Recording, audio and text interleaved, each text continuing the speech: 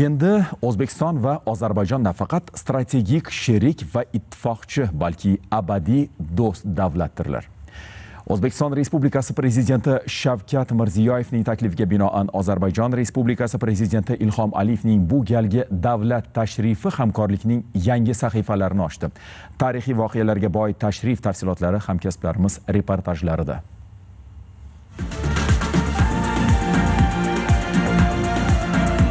Diplomatik tilda davlatlar o'rtasidagi munosabatlar darajasini ifodalovchi ko'plab atamalar bor. Ammo ba'zan ikki davlat o'rtasidagi aloqalar shu qadar yuksak bosqichga ko'tariladiki, uni biror bir diplomatik ta'rif bilan to'liq ifodalash qiyin.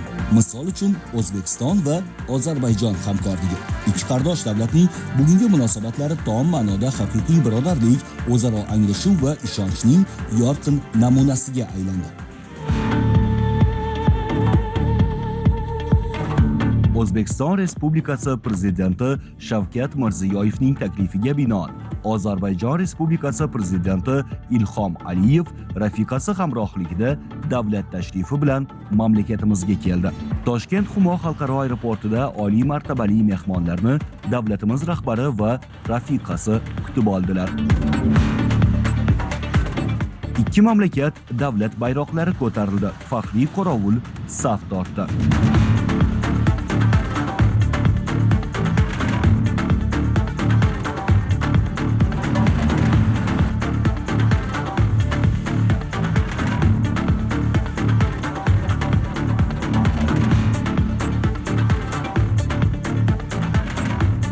Mamlakatimizga davlat tashrifi bilan kelgan Ozarbayjon Respublikasi Prezidenti Ilhom Aliyev Yangi O'zbekiston bog'iga tashrif buyurib, Mustaqillik monumenti poyiga gulchambar qo'ydi. Oliy martabali mehmon yurtimiz tarixida o'chmas iz qoldirgan buyuk ajdodlarimizning merosi, jahon tamadduni rivojiga qo'shgan beqiyos hissasini e'tirof etib, ehtirom ko'rsatdi.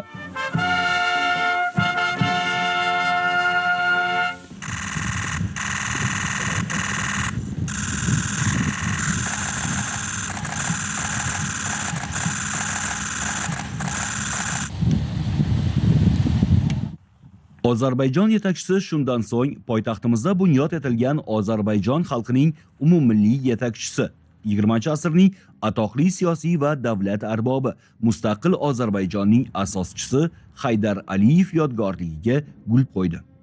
Ma'lumki, Ozarbayjon umummilliy yetakchisi mamlakatlarimiz o'rtasidagi do'stlik munosabatlari va qardosh xalqlarimizning tarixiy rishtalarini izchil mustahkamlashga ulkan hissa qo'shgan. Shundan so'ng Ozarbayjon rahbarining korteji Ko'ksaroy qarorgohiga yo'l oldi. Sammitning asosiy tadbirlari aynan shu yerda o'tkaziladi. Ushbu tashrifning o'ziga xos ahamiyati bor. Chunki so'nggi yillarda O'zbekiston va Ozarbayjon o'rtasidagi munosabatlar nafaqat jadallashdi, balki yangi mazmun bilan boyidi. Mushtarak tarix, madaniyat, an'ana va qadriyatlar ikki xalqni azaldan bir-biriga yaqinlashtirib kelgan. Bugun esa bu yaqinlik siyosiy muloqot va amaliy hamkorlik bilan uyg'unlashgan. Ayniqsa, so'nggi 10 yillikda ikki davlat munosabatlari tizimli tus oldi. Oliy darajadagi muloqotlar muntazamlik kasb etdi. Hamkorlikning yangi yo'nalishlari shakllandi. So'nggi yillarda ikki davlat rahbarlari o'rtasidagi muloqot nafaqat bugungi manfaatlar, balki kelajakdagi hamkorlik istiqbollarini ham belgilab bermoqda. Va bu davlatlar aro munosabatlarga ham o'z ta'sirini ko'rsatyapti. 2022-yilda Toshkent shahrida ikki davlat rahbarlari tomonidan strategik sheriklikni chuqurlashtirish va har tomonlama hamkorlikni kengaytirish to'g'risidagi deklaratsiya imzolandi. Mazkur hujjat ikki davlat o'rtasidagi hamkorlikning strategik yo'nalishlarini belgilab, munosabatlarning izchil va keng qamrovli rivoji uchun mustahkam asos bo'ldi. 2023-yil avgust oyida davlatimiz rahbarining Ozarbayjonga davlat tashrifi esa ikki tomonlama munosabatlarda yangi davrni boshlab berdi. Ikki davlat o'rtasidagi hamkorlik salohiyati juda katta ekani, mavjud imkoniyatlar esa munosabatlarni yanada yuqori bosqichga olib chiqish uchun yetarli ekani qayd etilib, hamkorlikni tizimli muvofiqlashtirish maqsadida oliy davlatlar aro kengash tashkil etildi. Yangi tuzilma O'zbekiston va Ozarbayjon hamkorligining uzoq muddatli ustuvor yo'nalishlarini aniqlash, shuningdek, davlat rahbarlari tomonidan belgilangan vazifalar ijrosini tizimli muvofiqlashtirish uchun muhim mexanizmga aylandi. Munosabatlardagi bu jadallik tabiiyki iqtisodiy ko'rsatkichlarda ham o'z aksini topayapti. Agar 2017-yilda tovar ayirboshlash hajmi 30 million AQSh dollarini tashkil etgan bo'lsa, 2025-yil yakuniga ko'ra bu ko'rsatkich 795 million dollardan oshib, qariyb 26 barobar o'sdi. Eksport tarkibidan sanoat mahsulotlari, mashina va transport uskunalari, oziq-ovqat mahsulotlari, ichimliklar va tamaki, tayyor buyumlar, kimyo sanoati mahsulotlari hamda xizmatlar o'rin olgan. Bu tendensiya joriy yilda ham davom etmoqda. 2026-yilning birinchi yarmida eksport-import hajmi 170 million dollardan ortib, o'tgan yilning shu davriga nisbatan 30.8% ga oshdi. Shuningdek, 2023-yildan buyon O'zbekiston va Ozarbayjon investitsiya kompaniyasi faoliyat yurityapti. Agar 2017-yilda Ozarbayjondan O'zbekiston iqtisodiyotiga kiritilgan investitsiyalar hajmi 100 ming AQSh dollarga ham yetmagan bo'lsa, 2025-yilda bu ko'rsatkich 173.7 million dollardan oshdi. Shuningdek, ikki davlat o'rtasida erkin savdo rejimi joriy etilgan. 2020-yilda tashkil etilgan O'zbekiston-Ozarbayjon ishbilarmonlar kengashining shu paytga qadar 4 ta yig'ilishi o'tkazildi. Umuman ikki davlat o'rtasidagi biznes kooperatsiyasi izchil mustahkamlanmoqda. Ayni paytda O'zbekistonda Ozarbayjon kapitali ishtirokidagi 473 ta korxona faoliyat yuritmoqda. Ularning 118 tasi qo'shma korxona, 355 tasi esa to'liq Ozarbayjon kapitali asosida tashkil etilgan. Qurilish, qayta ishlash sanoati va qishloq xo'jaligi sohalari asosiy yo'nalishlar. Yuqori darajada erishilgan kelishuvlarning amaliy ijrosini ta'minlashda qo'shma hukumatlar aro komissiya ham muhim o'rin tutadi. Komissiyaning 15 ta yig'ilishi o'tkazilgan. Uning navbatdagi 15-yig'ilishi joriy yil iyul oyida Toshkent shahrida bo'lib o'tdi. Bunda tashqari ikki davlat hududlari o'rtasidagi hamkorlikni rivojlantirishga qaratilgan 3 marotaba hududlararo forum tashkil etildi. Munosabatlar dinamikasiga nazar tashlar ekanmiz, aytish mumkin. O'zbekiston va Ozarbayjon vaqt sinovdan o'tgan, birgalikda taraqqiy etishga, kelajakni birga qurishga intilayotgan ishonchli hamkorlardir. So'nggi yillardagi jadal siyosiy muloqot, erishilgan kelishuvlar va yangi hamkorlik yo'nalishlari ikki tomonni yanada katta maqsadlar sari boshladi. Davlatimiz rahbari Shavkat Mirziyoyev hamda Ozarbayjon yetakchisi Ilhom Aliyevning 2024-yil avgust oyidagi muzokaralar yakunida ittifoqchilik munosabatlari to'g'risidagi shartnoma imzolandi. Bu esa barcha yo'nalishlarda hamkorlikni rivojlantirishga kuchli turtki berdi. Albatta, davlatlar aro kun tartibining muhim yo'nalishlaridan biri transport sohasidagi hamkorlik. Faqat 2025-yil yakunlariga ko'ra ikki davlat o'rtasidagi yuk tashish hajmi 154.4 ming tonnani tashkil etib, 28.3% ga o'sdi.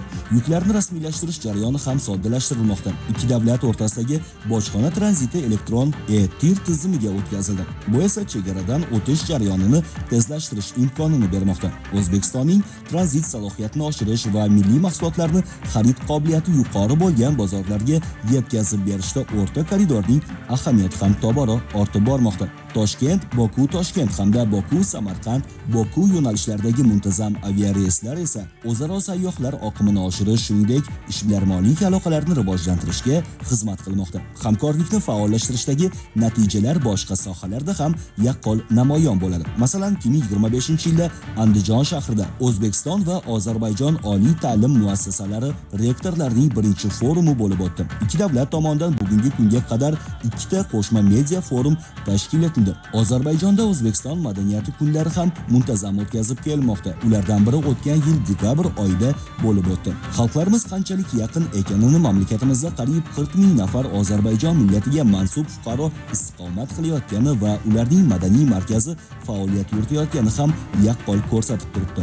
Davlatimiz rahbarining tashabbusi bilan Qorabog'da Mirzo Ulug'bek nomidagi 960 o'quvchiga mo'ljallangan maktab barpo etildi. Poytaxt Bokuning nufuzli hududlaridan birida O'zbekiston bog'i bunyod etilyapti. Uning qurilishiga ikki davlat rahbarlari birgalikda start bergan edilar. Shuningdek, Ozarbayjon poytaxtida O'zbekiston Respublikasi elchixonasining yangi binosi ochildi. Bu ham ikki davlat o'rtasidagi diplomatik aloqalarni yanada mustahkamlashga xizmat qiladi. Bunday misollarni yana ko'plab keltirish mumkin. Ammo har qanday kelishuvning eng muhim mezoni uning odamlar hayotida qanday natija berayotganidir.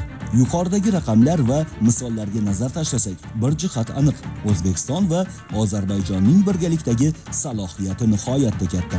Tovar ayirboshlash hajmini 1 milliard dollarga, investitsiyalar portfelini 10 milliard dollarga yetkazish maqsadi ham real asosga ega. Ozarbayjon yetakchisining mamlakatimizga amalga oshirgan davlat tashrifi esa bu jarayonga yangi impuls berib, strategik maqsadlar sari yana bir qadam bo'ldi. Ozarbayjon Respublikasi yetakchisining korteji Ko'ksaroy qarorgohiga yetib keldi. Sammitning asosiy tadbirlari aynan shu yerda o'tkazildi. Ko'ksaroy qarorgohida mamlakatimizga davlat tashrifi bilan kelgan Ozarbayjon Respublikasi prezidenti Ilhom Aliyevni tantanali kutib olish marosimi bo'lib o'tdi. Ikki davlat bayroqlari bilan bezatilgan maydonda Ozarbayjon prezidenti sharafiga faxriy qorovul saf tortdi.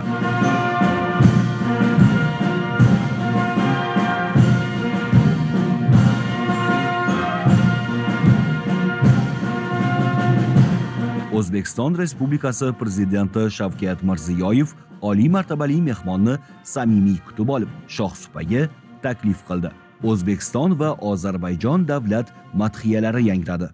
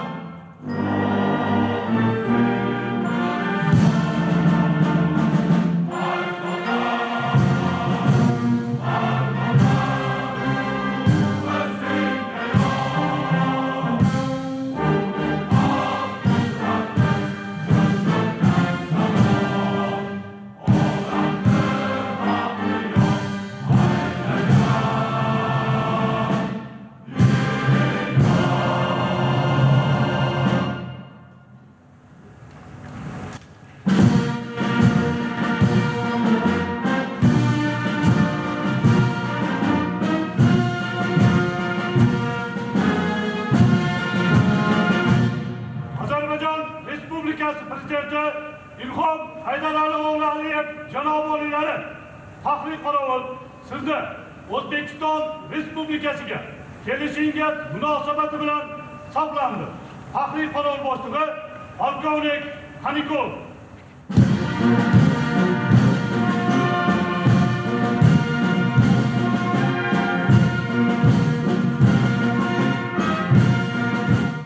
Yetakchilar faxriy qorovul safi oldidan o'tdilar.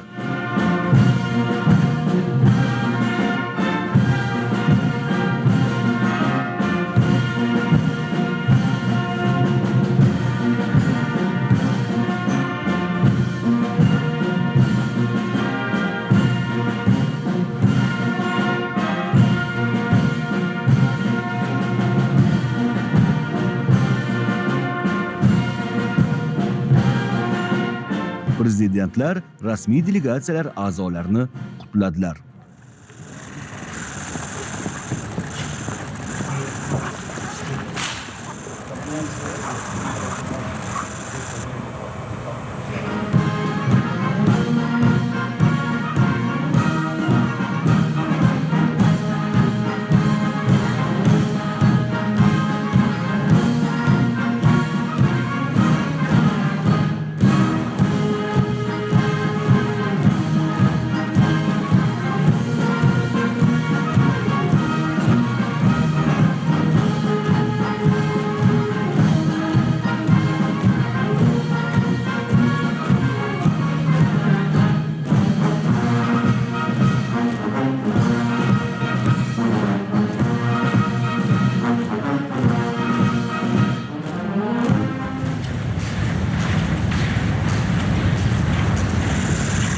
Birgalikda suratga tushildi.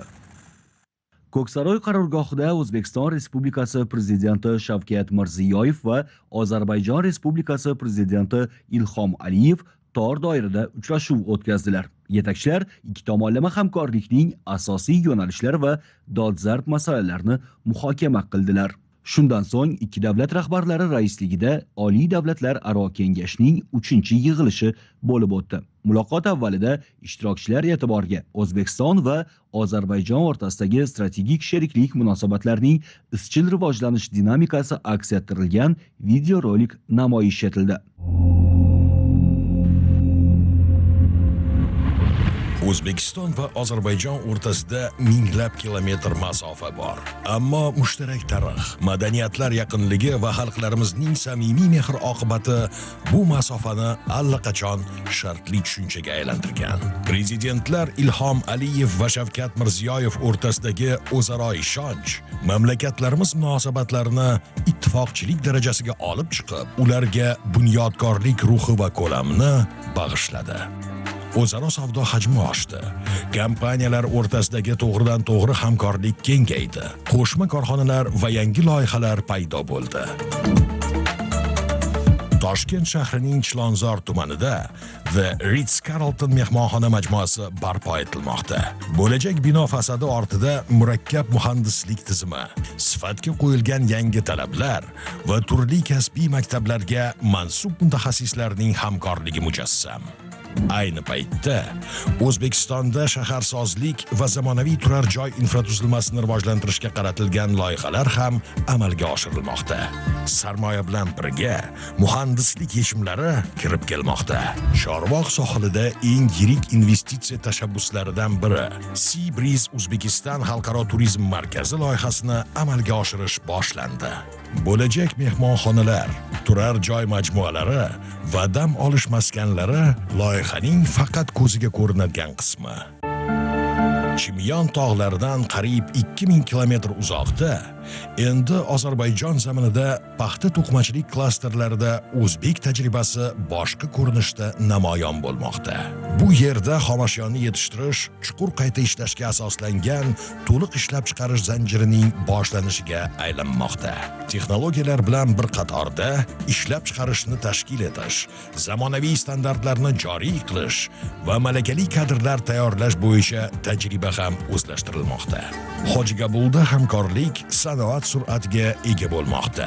Azermash korxonasida qo'shma avtomobil ishlab chiqarish jarayoni butlovchi qismlarni yetkazib berishdan tortib, yakuniy sifat nazoratigacha bo'lgan barcha bosqichlarda aniq muvofiqlashtirishni talab etadi.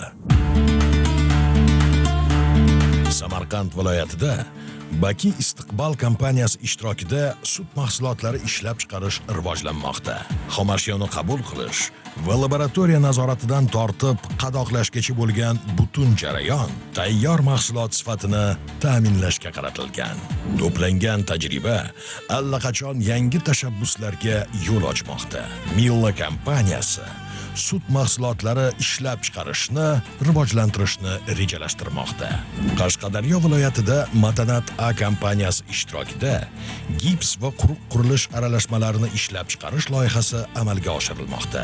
Azergold O'zbekistonda 2 yirik loyihani amalga oshirishni boshlamoqda. Qashqadaryo viloyatida oltin konlarini o'zlashtirish va Navoiy viloyatida istiqbolli maydonlarda geologiya qidiruv ishlarini olib borish. Toshkentda esa mahorat texnologiyaning aniqligi bilan uyg'unlashib, zargarlik san'atining noyob namunalarini yaratmoqda. To'raqo'rg'on tumanida bo'lajak hosil gullagan bog'dan emas, balki yosh ko'chatdan boshlanadi. Bu yerda zamonaviy laboratoriyalar dehqonchilikdan tortib mahsulotni saqlash va logistikagacha bo'lgan jarayonlarni o'z ichiga oluvchi ishlab chiqarish zanjiriga asos solmoqda. Xaritada O'zbekiston va Ozarbayjon o'rtasida Kaspiy dengizi joylashgan. Ammo yangi iqtisodiy geografiyada u endi mamlakatlarimizni ajratmaydi, balki ularni bog'laydi. Kaspiy orqali o'tadigan yo'nalishlar Alat porti va Baku-Tbilisi-Kars temir yo'li orqali O'zbekiston g'arb bozorlariga chiqish imkoniyatlarini kengaytirmoqda. Ayni paytda Ozarbayjon Markaziy Osiyo va Yevropa o'rtasidagi muhim tranzit markazi sifatidagi mavqeini mustahkamlamoqda. Moliya sektorida esa Ozarbayjon Xalqaro banki Davr bank ulushini sotib olish jarayonini oxiriga yetkazib, ikki davlat o'rtasida bank sohasidagi hamkorlikning yangi bosqichini boshlab berdi. Turli sohalar, turli ko'lam va turli taqdirlar ikki mamlakat iqtisodiy hamkorligi naqadar kengayganini yaqqol ko'rsatadi. Navbatdagi qadam esa bu hamkorlikni yanada rivojlantirishning yangi mexanizmlarini ishga tushirish. Shunday mexanizmlardan biri Ozarbayjon O'zbekiston investitsiya kompaniyasi bo'ldi. U biznesning to'g'ridan-to'g'ri hamkorligini to'ldirmoqda va yangi qo'shma loyihalarning amalga oshirish uchun keng imkoniyatlar ochmoqda. Korxonalar umumiy tarixning faqat bir qismi xolos. Yana bir muhim sahifa maktablar, universitetlar va ilmiy tadqiqot markazlarida boshlanadi. Zero yangi kashfiyotlar poydevori aynan bilimdir. Huzuriyda O'zbekiston prezidenti tashabbusi bilan barpo etilgan Mirzo Ulug'bek nomidagi maktab faoliyat yuritmoqda. Zamonaviy sinfxonalari, laboratoriyalar, kutubxona va sport infratuzilmasi bolalar bilim oladigan, do'stlar orttiradigan va kelajak haqida o'z tasavvurini shakllantiradigan muhitni yaratmoqda. Toshkentda Landau nomidagi STEM maktablari tashkil etilmoqda. Bu yerda ta'lim, tabiiy fanlar, muhandislik va zamonaviy texnologiyalarga asoslanadi. Madaniyatlar mushtarakligi ayniqsa san'atda nozik va ta'sirchan tarzda namoyon bo'ladi. Tanish ohanglar, mushtarak niyatlar va siymolarda, har bir xalq esa ularni o'zicha kashf qiladi. Toshkentda Haydar Aliyev nomidagi Ozarbayjon madaniyati markazi va Fuzuliy nomidagi markaz, Bakuda esa Alisher Navoiy nomidagi ilmiy markaz faoliyat yuritmoqda. Navoiy va Nizomiy, maqom va mug'om, teatr va kinematografiya o'rtasidagi ko'p asrlik muloqotni madaniyat va kino kunlari, teatrlar, musiqachilar, rassomlar va tadqiqotchilar aloqalari davom ettirmoqda. Bu muloqotni hududlar ham davom ettirmoqda. Shusha va Xiva, Lankaran va Buxoro, Sheyki va Qo'qon, Fuzuliy va Guliston, Mingechevir va Namangan. Shu tariqa ikki mamlakat o'rtasidagi yaqinlik poytaxtlar doirasidan chiqib, kundalik hayotga kirib bormoqda. Muzokaralarda O'zbekiston va Ozarbayjon strategik sheriklik va ittifoqchilik munosabatlarini yanada rivojlantirish masalalari ko'rib chiqildi. Davlatimiz rahbari Ozarbayjon Respublikasi prezidentining bu galgi davlat tashrifi tarixiy voqea ekanini alohida ta'kidladi. Уважаемый Ильхом Гайдарович, дорогой мой брат. Hurmatli Ilhom Geydarovich, aziz birodarim, hurmatli yig'ilish ishtirokchilari, sizni va qardosh Ozarbayjon delegatsiyasini Toshkentda yana bir bor samimiy qutlayman. O'zbekistonga xush kelibsizlar. Ваш визит для нас это встреча близких по духу государств, связанных общей историей, культурной близостью и взаимным уважением. Sizning tashrifingiz biz uchun umumiy tarix, madaniy yaqinlik va o'zaro hurmat bilan bog'langan qalban yaqin davlatlarning uchrashuvidir. Bugun biz davlatlararo oliy kengashning 3-yig'ilishini ochmoqdamiz. Ushbu mexanizmning samarali faoliyati mamlakatlarimiz o'rtasida erishilgan ittifoqchilikning eng yuqori darajasining yorqin namoyishidir. Kun tartibidagi masalalarga o'tishdan oldin sizni, hurmatli Ilhom Geydarovich, Ozarbayjonda uzoqni ko'zlagan chuqur islohotlarni muvaffaqiyatli amalga oshirayotganingiz bilan tabriklayman. Biz birodarlar va ittifoqchilar sifatida Ozarbayjon iqtisodiyoti qanchalik jadal va barqaror o'sayotganidan chin dildan xursandmiz. Yangi tarmoqlar va zamonaviy infratuzilma yaratilmoqda. Bularning barchasi Ozarbayjon xalqining farovonligini oshirishga xizmat qiladi. Siz olib borayotgan qat'iy suveren siyosat mamlakatning xalqaro obro'sini mustahkamlashga va Janubiy Kavkazda tinch va bunyodkor kun tartibini ilgari surishga yordam bermoqda. O'tgan yilning avgust oyida Washingtonda Ozarbayjon, Armaniston va Amerika Qo'shma Shtatlari rahbarlarining tarixiy uchrashuvi hamda qo'shma deklaratsiyaning imzolanishini biz shaxsiy diplomatiyangizning yorqin g'alabasi deb bilamiz. Sizni yana bir bor tabriklayman va yangi ulkan yutuqlar tilayman. Уважаемые участники заседания, мы вывели наши двухсторонние отношения на абсолютно исторический пик. Hurmatli yig'ilish ishtirokchilari, biz ikki tomonlama munosabatlarimizni mutlaqo tarixiy cho'qqiga olib chiqdik. Buning tasdig'i sifatida bugungi sammit yakunlari bo'yicha abadiy do'stlik to'g'risidagi tarixiy shartnomaning imzolanishini tilga olish mumkin. Eng muhimi, strategik sherikligimiz va ittifoqchiligimizning har bir bandi aniq, sezilarli ishlarda o'z ifodasini topmoqda. So'nggi 5 yilda o'zaro savdo hajmi 3 barobarga oshdi. Qo'shma loyihalar umumiy portfeli allaqachon 5 milliard dollardan oshdi va bu hali chegara emas. Tashrifga tayyorgarlik doirasida hukumatlararo komissiya, ishbilarmonlar kengashi yig'ilishlari va hududlar forumi muvaffaqiyatli o'tkazildi. Ularda qo'shma loyihalar va dasturlarni amalga oshirish bo'yicha ilg'or tashabbuslar ishlab chiqildi. Endi hukumatlar, vazirliklar va ikki mamlakat idoralarining asosiy vazifasi ularning samarali ijrosini ta'minlashdir. Har safar davlatlararo kengash yig'ilishini o'tkazganimizda biz Ilhom Geydarovich bilan buni jiddiy nazoratga olamiz. Men har tomonlama hamkorligimizning ustuvor yo'nalishlarini qisqacha belgilab bermoqchiman. Birinchidan, mintaqaviy va xalqaro maydonlarda umumiy manfaatlarimizni ilgari surish bo'yicha tashqi siyosat idoralarining yaqin muvofiqlashtirishni davom ettirish muhimdir. Tor doiradagi uchrashuvda biz parlamentlar, hukumatlar, vazirliklar, idoralar va hududlarimiz o'rtasidagi aloqalarga kuchli impuls berishga kelishib oldik. Ikkinchidan, bizning yaqin kelajakdagi maqsadimiz hozir aytganimdek tovar ayirboshlash hajmini 1 milliard dollarga yetkazishdir. Bugun biz qabul qilayotgan ushbu muhim marraga erishish bo'yicha aniq chora-tadbirlarni o'z ichiga olgan dastur bunga asos bo'lib xizmat qiladi. Uchinchidan, sanoat kooperatsiyasini chuqurlashtirishga alohida e'tibor qaratamiz. Mamlakatlarimiz biznes hamjamiyati, geologiya, energetika, kimyo, moliya, qurilish, qishloq xo'jaligi va boshqa sohalarda bir qator loyihalarni muvaffaqiyatli amalga oshirmoqda. Bugungi yig'ilish doirasida yangi loyihalarga start beramiz. Tashabbuslarni qo'llab-quvvatlash uchun qo'shma investitsiya kompaniyasi mablag'larini faol jalb qilish kerak. Biz Ilhom Geydarovich bilan 500 million dollarni tezroq o'zlashtirish, keyin esa bu jamg'armani ko'paytirish kerakligiga kelishib oldik.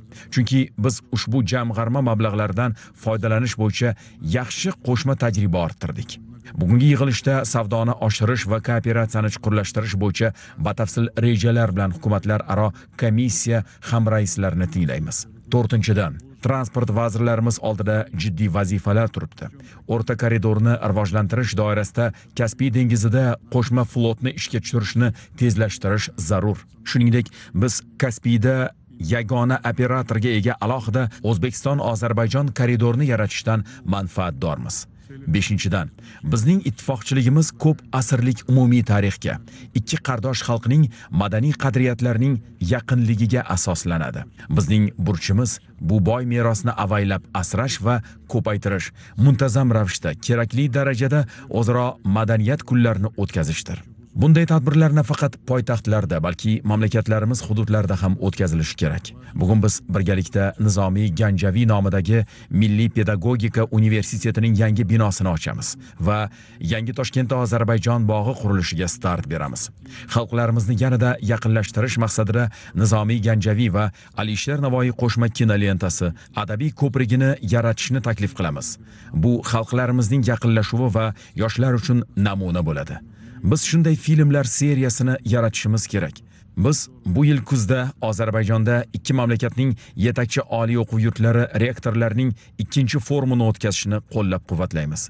Kelgusi yilda mamlakatimizda muhim sport voqealigi, yoshlar o'rtasida futbol bo'yicha jahon chempionati bo'lib o'tadi. Shu munosabat bilan bizning sport, madaniy va yoshlar tadbirlarimizni birlashtiradigan, musobaqa arafasida o'tkaziladigan ikki mamlakat bir chempionat keng ko'lamli dasturini ishlab chiqish kerak. Shuningdek, O'zbekiston-Ozarbayjon sport o'yinlarini ta'sis etishni taklif qilamiz. Uning doirasida yoshlar nafaqat sport arenalarida, balki intellektual fanlar bo'yicha ham bellasha oladilar. Ilhom Geydarovich, agar biz buni jamoalarimizga topshirsak, ajoyib bo'lardi. Уважаемые участники заседания, наши страны выступают за усиление региональной консолидации и сотрудничества. Hurmatli yig'ilish ishtirokchilari, mamlakatlarimiz mintaqaviy konsolidatsiya va hamkorlikni kuchaytirish tarafdori. Quvonarlisi, Toshkent va Baku mintaqalararo integratsiyaning asosiy harakatlantiruvchi kuchlari rolini o'z zimmasiga oldi. Ozarbayjonning maslahat uchrashuvlari formatiga qo'shilishi ikki mintaqaning iqtisodiy va gumanitar hamkorligini kengaytirish uchun yangi ufqlarni ochdi. Birgalikdagi sa'y-harakatlarimiz bilan amalda yangi geoiqtisodiy reallikni, ya'ni qo'shma rivojlanish uchun kuchli salohiyatga ega yagona, o'zini o'zi ta'minlaydigan makro mintaqani shakllantirmoqdamiz. Bugun biz O'zbekiston-Ozarbayjon sherikligining boshqa ko'p qirrali masalalarini muhokama qilishimiz kerak. Siz bilishingiz kerakki, biz ta'bir joiz bo'lsa, har bir yo'nalishimizni bittalab ko'rib chiqdik. Ilhom Geydarovich bilan bizda barcha yo'nalishlarda yorqin, yirik loyihalarni amalga oshirish uchun o'zaro yaxshi niyatlarimiz bor. Ilhom Geydarovich, men mamnuniyat bilan sizga so'z bermoqchiman. Marhamat. Ilhom Geydarovich, я с удовольствием вам хочу слово предоставить. Рахмат.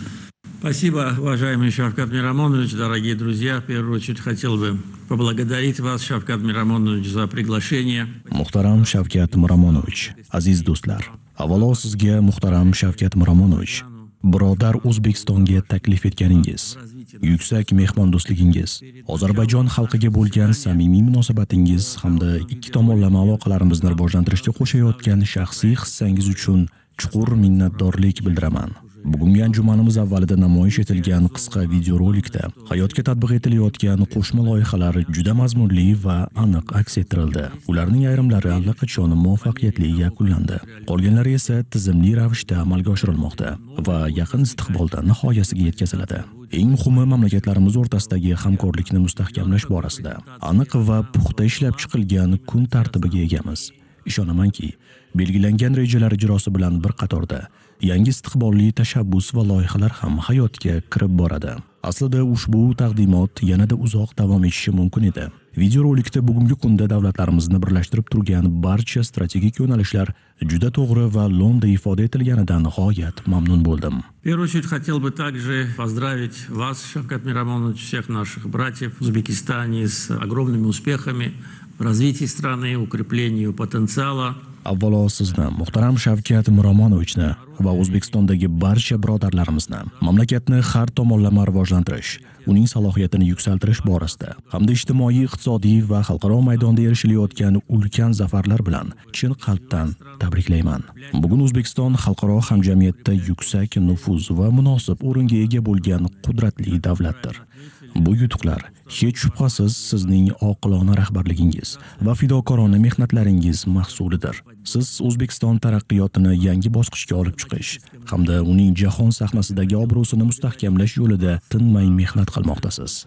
Siz to'g'ri ta'kidlaganingizdek, biz ikki tomonlama formatda ham, o'z vakillarimizga ega bo'lgan barcha xalqaro tashkilotlar doirasida ham doimo bir-birimizni qo'llab-quvvatlab kelamiz. Bu samimiy va mustahkam aloqalar biz uchun go'yoki o'z-o'zidan anglashiladigan tabiiy jarayonga aylangan. Shuningdek, Janubiy Kavkazda kechayotgan ijobiy o'zgarishlar va jarayonlarga bergan yuksak bahoyingiz uchun sizga alohida minnatdorlik bildiraman. O'z navbatida mamlakatlarimiz qo'shma investitsiya jamg'armasining keng salohiyati va strategik ahamiyatiga ham alohida to'xtalib o'tishni istardim. Menga ma'lum qilishlaricha, umumiy hajmi $500 million bo'lgan mablag'ning qariyb $160 million O'zbekistondagi istiqbolli loyihalarga yo'naltirish uchun allaqachon tasdiqlangan.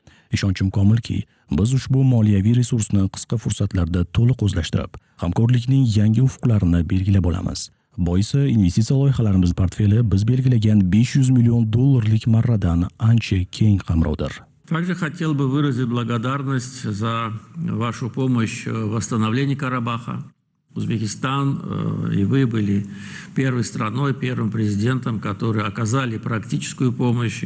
Fursatdan foydalanib, Qorabog' zaminini qayta tiklash va obod etishda ko'rsatayotgan beg'araz yordamingiz uchun chuqur minnatdorlik bildiraman. O'zbekiston va shaxsan siz, muhtaram Shavkat Miromonovich, Qorabog'ni qayta tiklash jarayoniga birinchilardan bo'lib amaliy hissa qo'shgan davlat va birinchi prezident bo'ldingiz. Bugun Fuzuli shahrida qad rostlagan Mirzo Ulug'bek nomi bilan yuritiluvchi zamonaviy maktab bag'rida to'liq o'quvchilarni jamlagan. Ushbu bilim maskani mamlakatlarimiz o'rtasidagi mustahkam do'stlik va abadiy birodarlikning chinakam ramziga aylandi. Shuningdek, siz bilan birgalikda Xonkendi shahridagi tikuvchilik fabrikasiga tashrif buyurganimiz hali ham yodimda. O'zbek do'stlarimiz tomonidan rekord darajada qisqa muddatlarda barpo etilgan ushbu korxonada ishchilar jamoasi bilan g'oyat samimiy uchrashuv o'tkazgan edik. Muhimi, bugun Qorabog' mintaqasida, ayniqsa xotin-qizlar uchun yangi ish o'rinlarini yaratish ustuvor ahamiyat kasb etmoqda. Yana bir bor alohida ta'kidlashni istardim. Mintaqada zamonaviy ishlab chiqarishni tashkil etish va yangi ish o'rinlarini yaratish bo'yicha ilk yirik investitsiya loyihasi ham aynan birodar O'zbekiston tomonidan muvaffaqiyatli hayotga tatbiq etildi. Mazkur loyiha doirasida 200 dan ortiq yangi ish o'rinlari yaratilishi ko'zda tutilgan. Ushbu ezgu tashabbus uchun sizga chin qalbimdan minnatdorlik bildiraman. Ну и, конечно, опыт вашей страны в автомобильной промышленности сегодня передается Азербайджану. Bugun O'zbekistonning avtomobilsozlik sohasidagi boy va ilg'or tajribasi Ozarbayjon sanoatiga ham muvaffaqiyatli kirib bormoqda. İlk qo'shma loyihalarimiz allaqachon hayotga tatbiq etildi.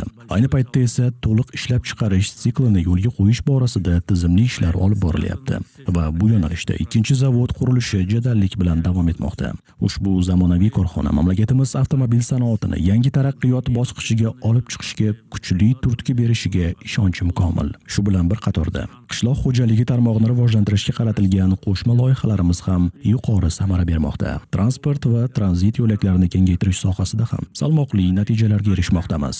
Mendagi mavjud ma'lumotlarga ko'ra, O'zbekistondan Ozarbayjon hududi orqali tashilayotgan tranzit yuklar hajmi yildan-yilga salmoqli darajada ortib bormoqda. Shu bois yuzaga kelayotgan talabni to'liq qondirish maqsadida O'zbekiston tomonidan paromlar qurish ishlarini jadallashtirish maqsadga muvofiqdir.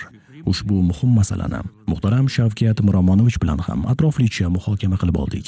Transport logistika sohasi xususida so'z yuritar ekanman. Yana bir strategik yo'nalishga alohida to'xtalib o'tishni istardim. Ayni paytda Zangizur yo'lagi loyihasi faol suratlarda hayotga tatbiq etilmoqda va bu tarixiy loyiha albatta muvaffaqiyatli yakuniga yetkaziladi. Kelgusi yili mazkur xalqaro yo'nalishda ishtirok etish istagini bildirgan kompaniyalar hamda hamkor davlatlar uchun nufuzli xalqaro konsorsium ta'sis etishni rejalashtiryapmiz. Ushbu konsorsium ishtirokchilari mazkur transport koridoridan olinadigan tegishli iqtisodiy daromadlardan bahramand bo'lish bilan birga ushbu marshrut bo'yicha kafolatlangan yuk tashish hajmlariga ham ega bo'ladilar. Buning uchun barcha keng imkoniyatlar mavjud.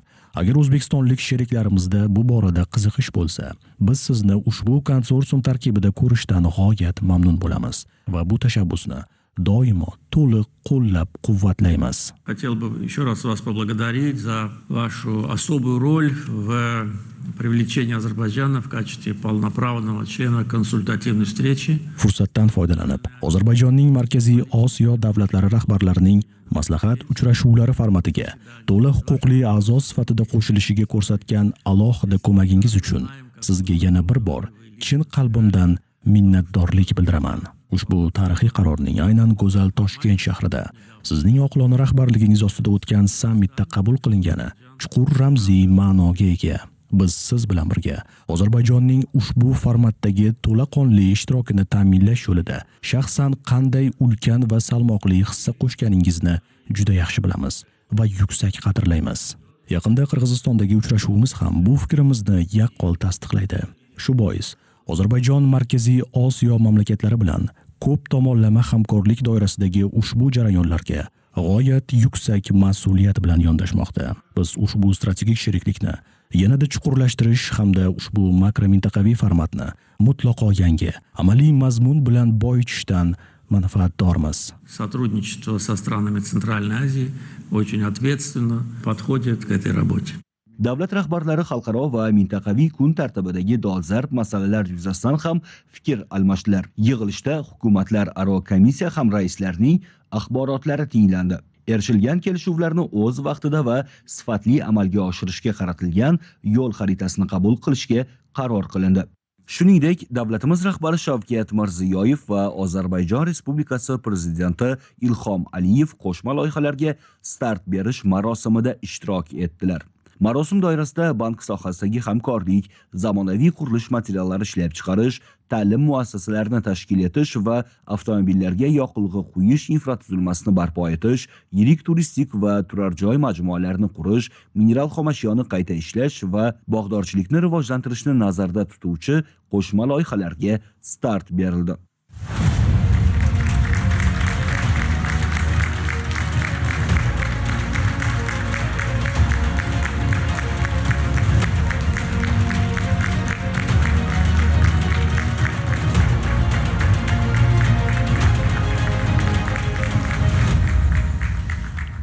Tadbir ishtirokchilari hududlardagi loyiha maydonlaridan onlayn aloqaga chiqib, amalga oshirilayotgan ishlar haqida axborot berdilar. Qo'shma loyihalar ikki mamlakat ishbilarmon doiralari o'rtasidagi kooperatsiyani yanada kengaytirish, o'zaro investitsiyalar hajmini oshirish, yangi ish o'rinlarini yaratish va iqtisodiy hamkorlikni aniq amaliy mazmun bilan boyitishga xizmat qilishi qayd etildi. Ko'ksaroy qarorgohida Ozarbayjon Respublikasi prezidenti Ilhom Aliyevga O'zbekiston Respublikasining oliy davlat mukofoti oliy darajali do'stlik ordenini topshirish marosimi bo'lib o'tdi.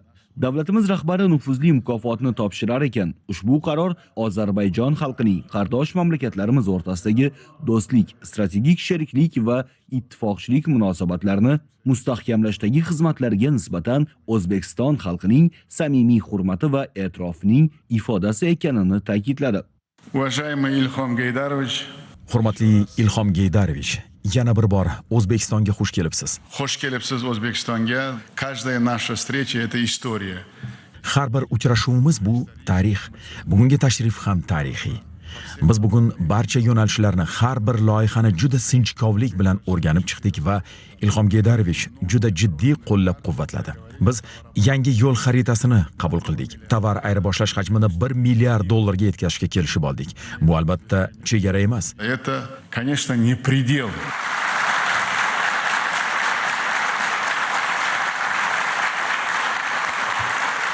Дорогие друзья, визит президента Азербайджана в Узбекистан — это исторические события. Aziz do'stlar, Ozarbayjon prezidentining O'zbekistonga tashrifi bu tarixiy voqea. Biz har doim qanday edi va qanday bo'layotgani haqida o'zimizga hisobot berishimiz kerak. Ikki yetakchining irodasi tufayli biz nimagadir erishdik. Bu qisqa vaqt ichida erishilgan ulkan natija. Men Ilhom Geydarovichga aytdimki, 27 yil davomida hech qanday natija bo'lmagan. Tushunadi. Shunday qilib, bugun biz ikki tomonlama munosabatlarni mustahkamlashning yangi sahifasini ochmoqdamiz. Biz qardosh Ozarbayjonning yutuqlaridan chin dildan hayratdamiz. Sizning rahbarligingiz ostida Hurmatli Ilhom Geydarovich, Ozarbayjon mamlakat rivojida va xalqaro maydonda ulkan muvaffaqiyatlarga erishmoqda. Biz yaqin do'st, yaqin qo'shni, ittifoqchi sifatida natijalardan doimo xursandmiz. Mamlakat hududiy yaxlitligini tiklash bo'yicha ham siz o'z xalqingizni yana birlashtirdingiz va siz buyuk otangiz, hurmatli Geydar Aliyevich Aliyevning ishini munosib davom ettirib, uning dono vasiyatlarini, istaklarini, orzularini izchil amalga oshirmoqdasiz. Ozarbayjonga tashriflarim chog'ida men Qorabog'dagi katta o'zgarishlarga va o'lkaning jadal rivojlanishiga shaxsan guvoh bo'ldim.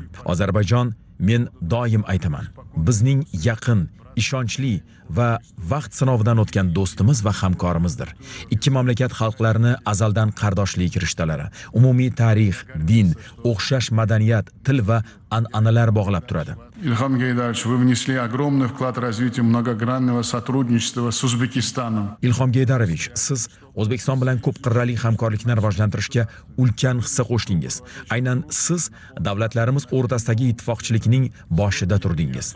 Ishonchim komilki, abadiy do'stlik to'g'risidagi shartnoma munosabatlarimizni yangi mazmun bilan boyitadi. Bugun mamlakatimizning chinakam do'stiga, sizga yuksak mukofot, oliy darajali do'stlik ordenini topshirish men uchun alohida mamnuniyat bag'ishlaydi. Bu O'zbekiston-Ozarbayjon munosabatlarini abadiy do'stlik, strategik sheriklik va ittifoqchilikni mustahkamlashdagi ulkan xizmatlaringizga bo'lgan hurmat va e'tirof ramzidir. Sizni chin qalbimdan tabriklayman. Sizga mustahkam sog'lik, davlat faoliyatingizda yangi muvaffaqiyatlar, qardosh Ozarbayjon xalqiga esa tinchlik va taraqqiyot tilayman. Bilasizmi, men bu voqelikdan juda xursandman. Ushbu farmonni mamnuniyat bilan imzoladim va bu kun kelganidan faxrlandim. Men Ilhom Geydarovich, sizni ushbu mukofot bilan tabriklayman. Bu O'zbekiston davlatining oliy ordeni. Ishonchingiz komil bo'lsin. Siz bunga munosibsiz. Вы должны быть уверены, что вы это заслужили. Tabriklayman.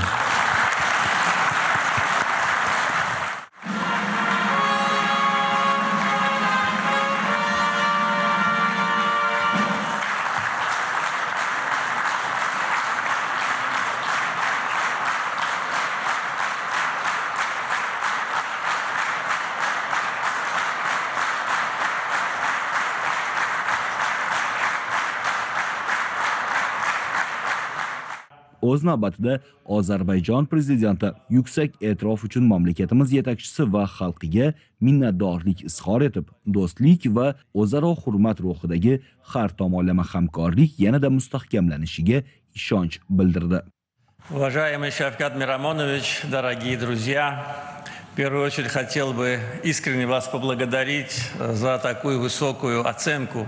Avvalo, faoliyatimga bildirgan yuksak bahoyingiz uchun sizga chin qalbimdan minnatdorlik bildirmoqchiman. O'zbekiston Respublikasining do'stlik ordeni bilan taqdirlanganim men uchun katta sharafdir. Bu yuksak mukofot uchun sizga samimiy tashakkur bildiraman. Sizning bunday birodarona munosabatingiz men uchun juda qadrli. Kelgusida ushbu yuksak mukofotga munosib bo'lish, xalqlarimiz va mamlakatlarimiz o'rtasidagi do'stlik va birodarlikni yanada mustahkamlash yo'lida bor kuch va imkoniyatlarimni safarbar etishga harakat qilaman. Нашими странами.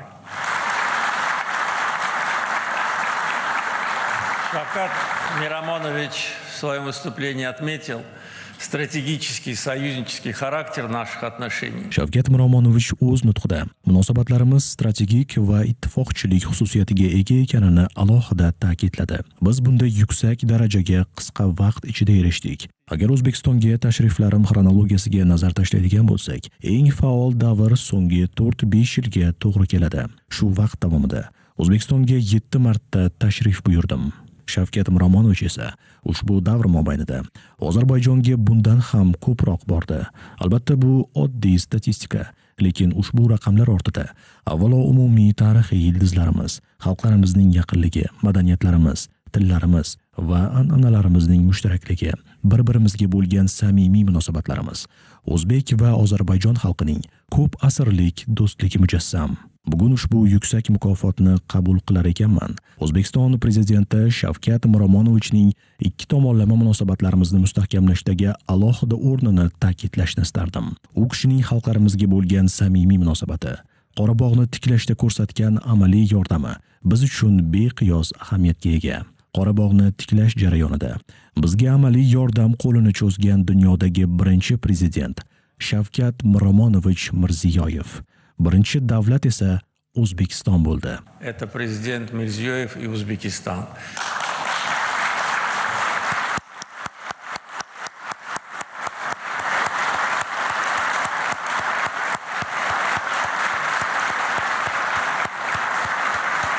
И, конечно же, каждый раз бывая в Узбекистане, я уже Har safar O'zbekistonga kelganimda bu yerning ko'plab hududlarida bo'laman. Toshkentning tobora obod va ko'rkam qiyofa kasb etayotganiga, binolar, ko'chalar va infratuzilmalarning yangilanib borayotganiga guvoh bo'laman. Qadrli birodarim Shavkat Miromonovichning yangi Toshkent loyihasi esa zamonaviy shaharsozlikning noyob namunasidir. Bu poytaxtning kelajagini ko'ra bilish, uning uzoq istiqbolidagi rivojini tasavvur etish va ana shu maqsadlarni amalga oshirishga qaratilgan ulkan strategik tafakkur natijasidir. Albatta, yangi Toshkent O'zbekiston taraqqiyoti va qudratining yorqin ramzidir. Har bir davlat ham noldan yangi shahar barpo etish imkoniyatiga ega emas. Buning o'zi mamlakatning iqtisodiy salohiyati, taraqqiyot darajasi va kelajakka bo'lgan ishonchidan dalolat beradi. Bunga Samarqandning qanday o'zgarib, yanada obod va ko'rkam qiyofa kasb etganini ham qo'shish mumkin. Samarqandni birinchi bor ko'rganimni yaxshi eslayman. Yaqinda yana borganimda esa shaharning qanchalik go'zal va zamonaviy qiyofa kasb etganidan juda katta taassurot oldim. Xiva ham menda unutilmas taassurot qoldirdi. Ayniqsa tarixiy yodgorliklarni asrab-avaylash, qadimiy me'moriy obidalarga ehtiyotkorlik bilan munosabatda bo'lish va zamonaviy rivojlanishni tarixiy meros bilan uyg'unlashtirish borasidagi yondashuvingiz tahsinga sazovor. Bularning barchasi shubhasiz Shavkat Miromonovichning O'zbekistonni yanada mustahkamlash, uning salohiyatini oshirish, iqtisodiy va sanoatni rivojlantirish borasidagi maqsadli va izchil siyosatining natijasidir. Bugun biz qishloq xo'jaligi, sanoat, tog'-kon va energetika sohalarida qo'shma loyihalar qilish haqida ko'p gaplashdik. Agar biz bugungi iqtisodiy va texnologik poydevorni yaratmaganimizda, qo'shma loyihalar haqida o'ylash imkoniyati ham bo'lmas edi. Eng muhimi, endi gap faqat rejalar haqida emas. Qo'shma investitsiyalar hajmi milliardlab dollarlar bilan o'lchanadigan davrga chiqmoqda. Bugun bu shunchaki rejalar emas. Bular aniq loyihalar, aniq shartnomalar va aniq investitsiya tashabbuslari. Bu esa mamlakatlarimiz o'rtasidagi iqtisodiy hamkorlikning sifat jihatidan yangi bosqichga ko'tarilayotganini ko'rsatadi. Albatta, do'st va birodar sifatida muhtaram Shavkat Miromonovichni O'zbekiston erishayotgan barcha muvaffaqiyatlar bilan chin qalbimdan tabriklamoqchiman. Biz ushbu yutuqlardan albatta quvonamiz. O'zbekistonning har bir muvaffaqiyati Ozarbayjon uchun ham quvonchli voqeadir. Chunki biz bir-birimizning taraqqiyotimiz va farovonligimizni o'z muvaffaqiyatimizdek qabul qilamiz. O'zbekiston va Ozarbayjon xalqlarining do'stligi va birodarligi abadiy bo'lsin. E'tiboringiz uchun rahmat. в знаменовании его огромных заслуг O'zaro birodarlik va ittifoqchilikka asoslangan ikki tomonlama munosabatlarimizni mustahkamlash borasidagi ulkan xizmatlarini inobatga olgan holda men Shavkat Miromonovich Mirziyoyevni Ozarbayjon Respublikasining eng oliy mukofoti Haydar Aliyev ordeni bilan taqdirlash to'g'risida farmon imzoladim. орденом Азербайджана, орденом Гейдара Алиева.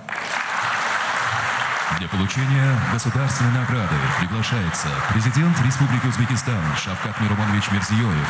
Распоряжение президента Азербайджанской Республики.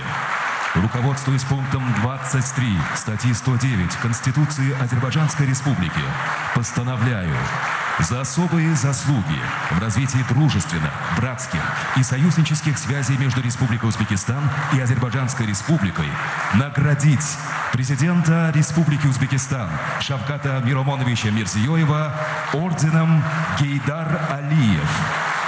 Президент Азербайджанской Республики Ильхам Алиев.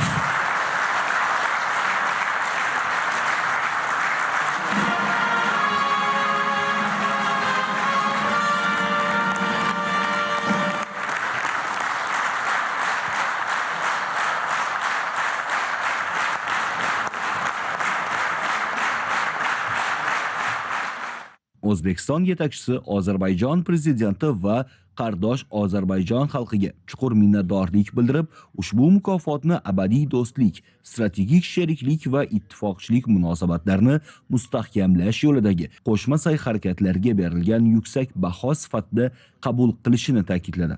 Уважаемый Ильхам Гайдарович, дорогой мой брат. Hurmatli Ilhom Geydarovich, aziz birodarim. Bilasizmi? Men bu kunni tarixiy deb atadim. Bu yerda oqsoqollar, dono siyosatchilar o'tiribdi. Qayerdadir bunday munosabatni ko'rganmisiz? Bir kunda shunday bo'lishini. Где-нибудь вы такое видели отношение? В один день вот такое, что было. Это все от того, что мы имеем великую историю. Bularning barchasi bizning buyuk tariximiz, birodarlik, do'stlik va o'zaro anglashuvimiz borligidan. Bu buyuk do'stlikni, buyuk tarixni biz ongli ravishda bugungi imkoniyatlarimiz bilan mustahkamladik. Agar Ozarbayjonda ham, O'zbekistonda ham o'sha tinchlik va farovonlik bo'lmaganida bizda bunday sharoitlar bo'lmas edi. Men Ozarbayjonning oliy mukofoti Geydar Aliyev ordenini munosabatlarimizni, abadiy do'stlik, strategik sheriklik va ittifoqchilikni mustahkamlash yo'lida birgalikdagi sa'y-harakatlarimizga berilgan yuksak baho deb bilaman. Этот орден для меня имеет особое значение. Bu orden men uchun alohida ahamiyatga ega. Chunki u o'z hayotini vataniga xizmat qilishga bag'ishlagan lider Geydar Aliyevich Aliyev nomi bilan ataladi. Mamlakat uchun og'ir yillarda u mamlakat taqdiri uchun mas'uliyatni dadillik bilan o'z zimmasiga oldi. Bu Ozarbayjon mustaqilligini saqlab qolish davri edi. Это было время сохранения независимости Азербайджана.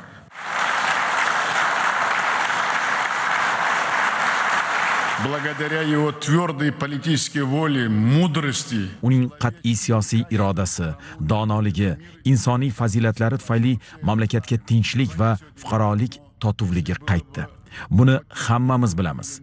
Bugun gapirish oson, lekin agar bir daqiqaga yoki bir oyga kech bo'lganida bu narsalar bo'lmas edi. Aynan u Ozarbayjonning kelajakdagi rivojlanishi uchun mustahkam poydevor qo'ydi va mustaqillik uchun har kuni, har soat kurashish kerakligini ko'rsatdi. Va u kurashdi. Hurmatli Ilhom Geydarovich, siz otangiz o'zbek xalqiga, madaniyatiga va tarixiga katta muhabbat bilan munosabatda bo'lganini aytib bergansiz. Geydar Aliyev va Sharof Rashidovning samimiy, ko'p yillik do'stligi hammaga ma'lum.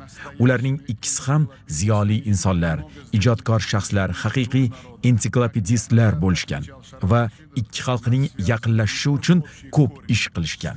Sharof Rashidov bir necha bor ta'kidlaganidek, bizni nafaqat umumiy ildizlar, tillarning o'xshashligi bog'laydi.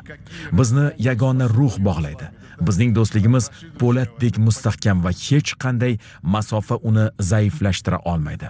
Buni Sharof Rashidovich aytgan. И никакие расстояния не способны ее ослабить. Это Шараф Рашидович говорил.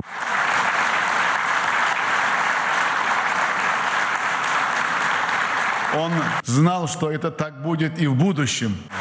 U kelajakda ham shunday bo'lishini oldindan bilgandek. Я очень горжусь. На самом деле для меня есть личности, которым я подражаю и много читаю. Men juda faxrlanaman. Haqiqatan ham men uchun ibrat oladigan va ko'p o'qiydigan shaxslar bor. Va men bilamanki, Geydar Aliyevich shaxsi bu buyuk inson, dono, o'z vatanining vatanparvar shaxsidir.